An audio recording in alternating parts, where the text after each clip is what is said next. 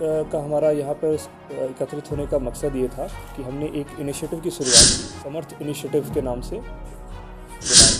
ये हमने यहाँ पे स्टार्ट करी है, तो ये पहली मीटिंग थी और ये काफ़ी सक्सेसफुल रूप से जैसे कि ये जो मॉडल्स रखे हुए हैं, इसमें अगर ये नॉर्मल घुटना है जो कि बिल्कुल ही चिकना है, और ये ख़राब घुटना है जो कि रफ़ हो गया है, खुरदरा हो गया है, घिस चुका है। समर्थ द आर्थो क्लिनिक ने बहुप्रतीक्षित स्वास्थ्य जागरूकता पहल जॉय ऑफ मोमेंट का सफल आयोजन किया, जिसका उद्देश्य घुटनों के दर्द से राहत, गतिशीलता बढ़ाने और एक सक्रिय दर्द मुक्त जीवन जीने के बारे में लोगों को जागरूक करना था। संयुक्त प्रतिस्थापन एवं orthopaedic surgeon doctor Vivek Kumar David के नेतृत्व में आयोजित इस कार्यक्रम के प्रसिद्ध ऑर्थोपेडिक विशेषज्ञों ने आधुनिक उपचार विकल्पों और निवारक देखभाल पर महत्वपूर्ण जानकारी साझा की। इस प्रेस कॉन्फ्रेंस में मीडिया प्रतिनिधियों और चिकित्सा विशेषज्ञों ने भाग लिया, जिसमें घुटने और जोड़ संबंधी समस्याओं के लिए समय पर इलाज और उन्नत चिकित्सा तकनीकों के महत्व पर जोर दिया गया। विशेषज्ञों ने इस मौके पर मिनिमली इन्वेसिव प्रतिक्रियाओं और जीवन शैली में बदलाव जैसी नवीनतम उपचार विधियों पर प्रकाश डाला, जिससे लोग अपनी गतिशीलता और जीवन की गुणवत्ता में सुधार कर सके।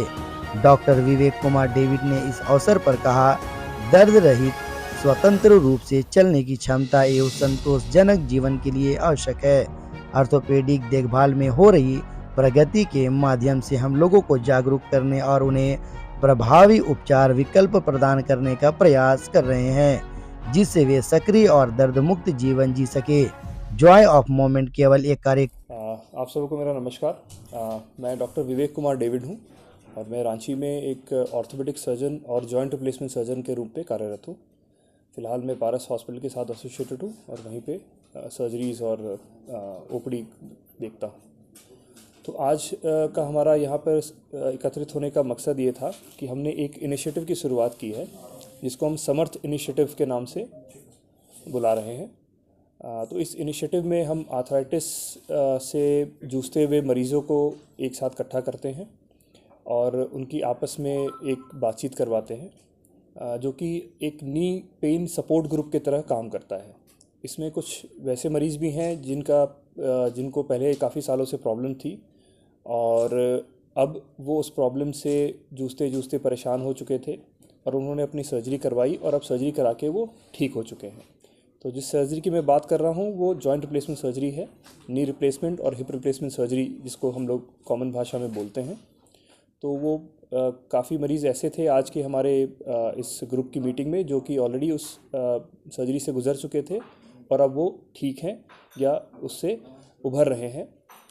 और साथ में कुछ मरीज़ ऐसे थे जिनको वो प्रॉब्लम्स हैं, बट वो किसी डर के कारण, किसी भय के कारण या समाज में जो फैली हुई भ्रांतियां हैं उसके कारण वो ऑपरेट नहीं करा पाए हैं या ऑपरेट कराने से डर रहे हैं। तो इन सारे मरीज़ों को एक साथ एकत्रित करने का हमारा यही मकसद था कि जो मरीज़ है वो आपस में एक दूसरे से बात कर सके और अपना जो डर है, भय है, वो दूर कर सके, ताकि कोई किसी का ट्रीटमेंट ना छूटे इस डर से कि हम सर्जरी करा के हम सक्सेसफुल नहीं हो पाएंगे, हम चल नहीं पाएंगे, हम कभी खड़े नहीं हो पाएंगे, जो कॉमनली जो भ्रांतियाँ घूमती हैं। तो उसको दूर करने की एक पहल थी ये, और आज ये हमने यहाँ पे स्टार्ट करी है। तो ये पहली मीटिंग थी और ये काफ़ी सक्सेसफुल रूप से कंडक्ट हुई। इसमें करीब करीब 24 से ऊपर मरीज़ आए थे जिनकी पहले सर्जरीज वगैरह हो चुकी थी। हाँ, ठीक हुए जिनकी पहले सर्जरी हो चुकी थी, है ना। और बाकी मरीज़ थे, मुझे लगता है 12 या 13 लोग ऐसे थे जो कि मतलब सर्जरी कराने वाले। ठीक है।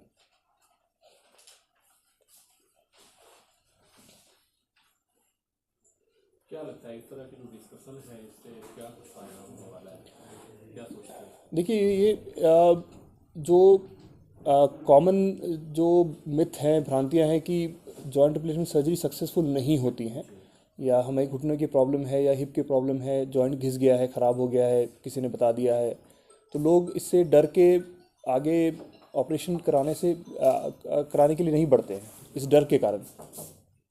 तो इस मीटिंग से मैं वही करने की कोशिश कर रहा था कि आप, क्योंकि हर डॉक्टर के पास आप जाएंगे, डॉक्टर बोलेगा कि अच्छा हाँ नहीं आप सर्जरी करा लीजिए, तो लोग को ये विश्वास नहीं होता कि हर डॉक्टर है, डॉक्टर तो बोलेगा ही सर्जरी करने के लिए। तो एक कॉमन मिसकंसेप्शन है लोगों के मन में। तो हमारा मकसद यही था कि ठीक है, आप हमारी बात मत मानिए, आप उन्हीं मरीज़ से सुनिए जो करा के चुके हैं और वो अब ठीक हैं। तो आज हमारी मीटिंग में ऐसे भी लोग थे जो कि ऑपरेशन कराने के बाद घुड़सवारी करके आए हैं, मनाली घूम के आए हैं। तो ऐसे ऐसे मरीज़ थे, उन्होंने अपनी अपनी स्टोरी शेयर की हमसे। कुछ पेशेंट्स ऐसे थे जो कि बेड रिडन हो गए थे, मतलब सालों से बेड पे ही पड़े थे और सर्जरी करा के अब ठीक हैं, दर्द ख़त्म हो चुका है। तो अब एक छड़ी के साथ चलना फिरना शुरू कर चुके हैं और उम्मीद यही है कि विद फिजियोथेरेपी धीरे धीरे कुछ समय के बाद वो पूरी तरह से इंडिपेंडेंट होके बिना छड़ी के सहारे भी चल पाएंगे। तो यही मकसद था हमारा कि ठीक है, आप हमसे नहीं सुनिए, आप डायरेक्टली उनके मुंह से सुनिए जो ये इलाज करा के ठीक हो चुके हैं।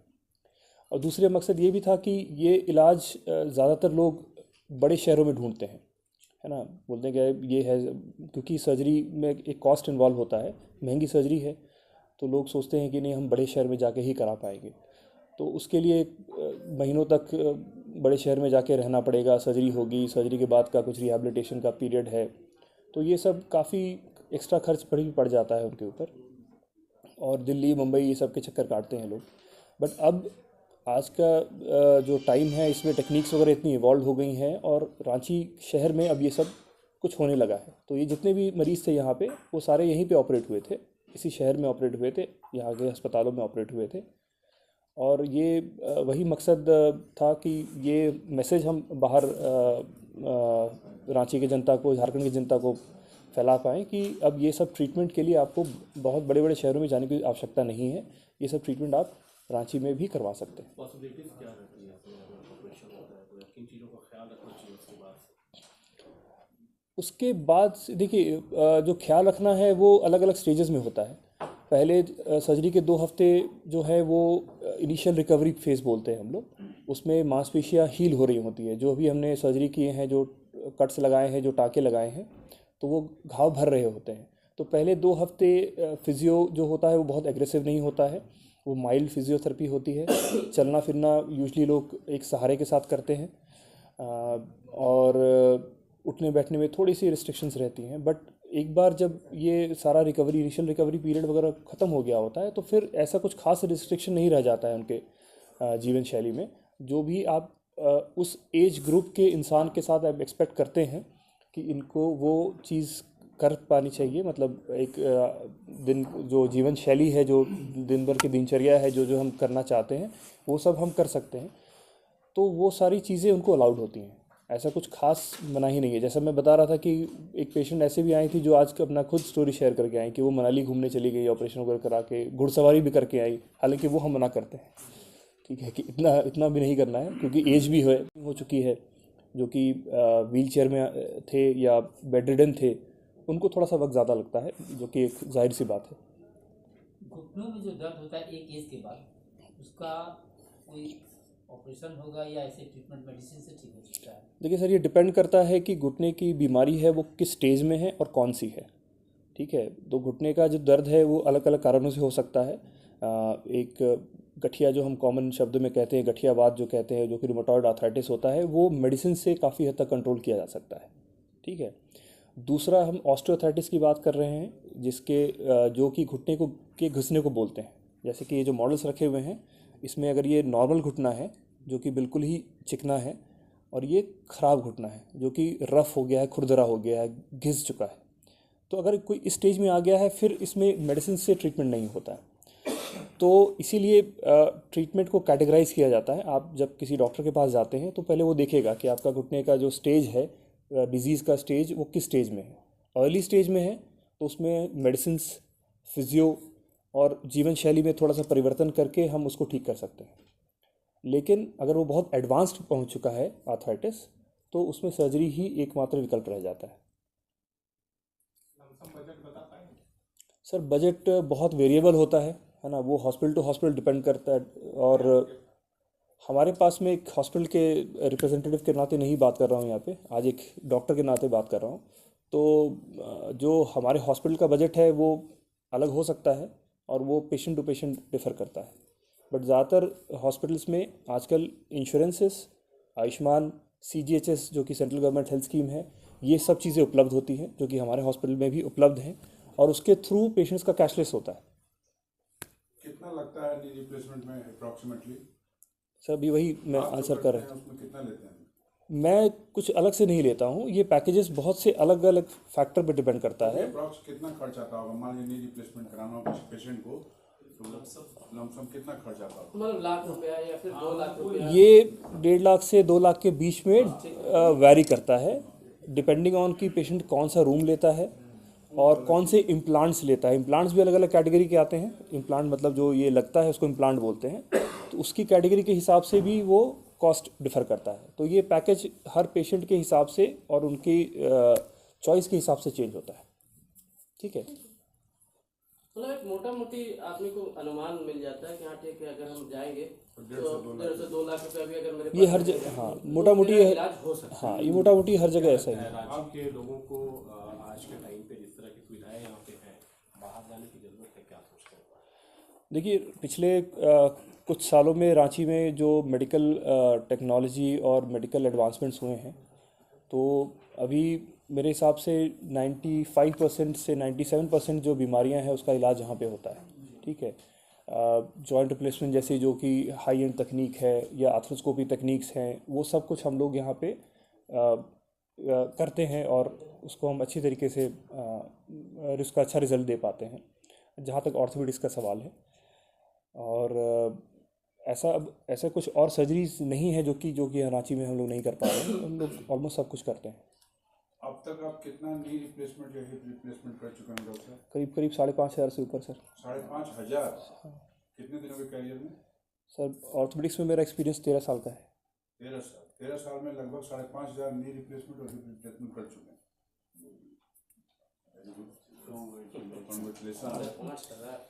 तो नहीं, मेरे वो उसमें एक लक फैक्टर भी होता है। मुझे कुछ ऐसी जगह ही मिली जहाँ पे सर्जरी इतनी मात्रा में होती थी कि मुझे उसका एक्सपीरियंस मिल पाया। तो कहाँ से स्टार्ट किए थे डॉक्टर? मैं MBBS और MS तो मैं CMC से किया हूँ। CMC लुधियाना, एक 2 CMC है इंडिया में, CMC वेलोर है और CMC लुधियाना है। तो मैं CMC लुधियाना में था, वहाँ पर मैं 2018 तक काम किया है। 14 ईयर्स मैंने वहाँ पे बिताए हैं। और लास्टली जब मैंने छोड़ा तो मैं वहाँ पे एक असिस्टेंट प्रोफेसर के रूप में कार्यरत था। मतलब हम लोग दूसरे डॉक्टर्स को ट्रेन करते थे। तो उस लेवल से फिर निकला, फिर मैं फोर्टिस वगैरह गया। फिर रांची आने के पहले मैं कोलकाता में था। कोलकाता में एक बेलीव्यू क्लिनिक नाम का एक अस्पताल है जो कि ईस्टर्न इंडिया में भी काफ़ी बड़ा सेंटर है और वहाँ पे महीने में 500 to 600 सर्जरीज पर मंथ होती है। 13 साल के कैरियर में आपने लगभग 5,500 के आसपास में नी रिप्लेसमेंट हिप रिप्लेसमेंट किया है। It's very great achievement. Congratulation doctor. Thank you. शुभकामनाएं सर। और इसमें मतलब कुछ केसेस जो है वो ऐसा भी होता है कि रिप्लेसमेंट के बाद भी आदमी को कुछ मतलब वो कॉम्प्लिकेशन हो जाए या फिर वो ना चल पाए आदमी, ऐसा कुछ होता है कभी? हाँ होता है, बिल्कुल है। रिप्लेसमेंट 100% सक्सेसफुल है ऐसा तो नहीं बोल सकता हूँ मैं, बट हाँ इसमें कुछ प्रॉब्लम्स आ सकती हैं और ये एक हर सर्जरी के साथ जुड़ा हुआ एक रिस्क फैक्टर होता है। क्योंकि सबसे बड़ा रिस्क फैक्टर होता है पेशेंट्स का एज। क्योंकि ज़्यादातर ये सर्जरी अगर हम देखते हैं तो वो एक ऐसे एज ग्रुप में होते हैं जो पेशेंट्स ऑलरेडी काफ़ी सारी बीमारी से ग्रसित होते हैं। मोस्ट ऑफ द पेशेंट्स उनको डायबिटीज़ होता है, हाइपरटेंशन होता है, कोई हार्ट की प्रॉब्लम होती है। तो ये सब रिस्क को लेते हुए हम वो सर्जरीज करते हैं। तो सर्जरी के बाद नी में स्टिफनेस थोड़ा सा रह जाना, ये एक बड़ा कॉमन कॉम्प्लिकेशन है। स्टिफनेस के कारण मोस्टली ज़्यादातर ये होते हैं कि पेशेंट अब इतना कमज़ोर है कि वो ठीक से एक्सरसाइज नहीं कर पा रहे हैं।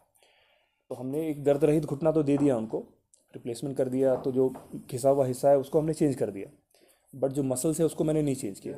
मसल्स तो आपके पास अपना है ना। तो जैसे मैं काफ़ी पेशेंट्स को मैं एग्जांपल देता हूँ कि आपकी बाइक का टायर ख़राब हो चुका है तो मैंने टायर बदल दिया है, लेकिन इंजन आपका सेम है। तो अगर आप उसमें उसको यूज़ नहीं कर पाएंगे, मसल्स को यूज़ नहीं कर पाएंगे, फिजियो ठीक से नहीं कर पाएंगे, एक्सरसाइज नहीं कर पाएंगे, एज भी कम है ना। और अगर हम एनेस्थीसिया फिटनेस की बात करेंगे तो वो तो मिल ही जाएगा उनको, बट फिर भी अगर वो मुझे पता है कि वो खड़ा हो ही नहीं पाएगा कभी, तो उनका रिप्लेसमेंट की सर्जरी करके कोई फ़ायदा नहीं। तो वो फैक्टर जो है वो एज नहीं है, वो पेशेंट का फिटनेस कैसा है सर्जरी के लिए, वो ज़्यादा डिटरमाइन करता है उसको। क्या मैसेज देना चाहेंगे among the society to prevent knee replacement और इसको घुटने के दर्द से राहत के लिए? देखिए, मैसेज अगर मैं देना चाहूँगा कि नी की प्रॉब्लम्स और हिप की प्रॉब्लम्स लोगों में ना आए या कम आए, तो सबसे इम्पॉर्टेंट ये है कि अपनी जीवन शैली को हमको समझना पड़ेगा। एक एक्टिव लाइफस्टाइल लीड करना है। एक्टिव लाइफस्टाइल का मतलब हमें चलते फिरते रहना है, एक्सरसाइज करना है। जो अब आज के ज़माने में हम लोग जो लाइफस्टाइल जी रहे हैं बहुत सेडेंट्री है, क्योंकि हमारे पास इतनी सहूलियत की इतनी चीज़ें हैं कि हमें चलना फिरना बहुत कम पड़ता है। ज़्यादातर चीज़ें आप ऑनलाइन ऑर्डर करते हैं, घर पे पहुंच जाता है। पहले हर छोटी चीज़ के लिए आपको निकल के बाज़ार जाना पड़ता है, तो उससे जो मूवमेंट होता था वो एक तरह से फिटनेस रखता था हमारा। अभी का टाइम है, अभी हम लोग की फ़िटनेस बहुत ही कम है, आपकी क्या, अब मेरी भी कम है ना। बट एटलीस्ट एक एफ़र्ट होता है कि हम लोग एक एक्सरसाइज करें, रेगुलर एक्सरसाइज करें, ताकि हमारी मांसपेशियाँ स्ट्रॉन्ग रहें, हमारे बोन स्ट्रॉन्ग रहें। बोन्स मांसपेशियाँ स्ट्रॉन्ग रहेंगे तो जॉइंट्स कम घिसेंगे। खान पीन पे ध्यान देना है, कोशिश करें कि हम प्रोसेस फूड वगैरह नहीं खाएं, है ना। जो भी है घर पे बना हुआ, घर का बना हुआ ताज़ा खाना खाने की कोशिश करें। तो मतलब बाकी तो बहुत डिटेल है इस पर, बट अगर मोटा मोटी मैं 2 बात बोलना चाहूँगा तो यही है कि एक्सरसाइज कीजिए, फिटनेस रखिए, खान पीन पे ध्यान रखिए, वज़न पे कंट्रोल रखिए। थैंक यू डॉक्टर साहब। परिचय बता। मेरा नाम डॉक्टर विवेक कुमार डेविड है। मैं एक ऑर्थोपेडिक सर्जन हूँ और मैं जॉइंट रिप्लेसमेंट में स्पेशलाइज़ करता हूँ, और रांची में मैं पिछले 1.5 साल से काम कर रहा हूँ। फ़िलहाल मैं पारस हॉस्पिटल HSC के साथ एसोसिएटेड हूँ।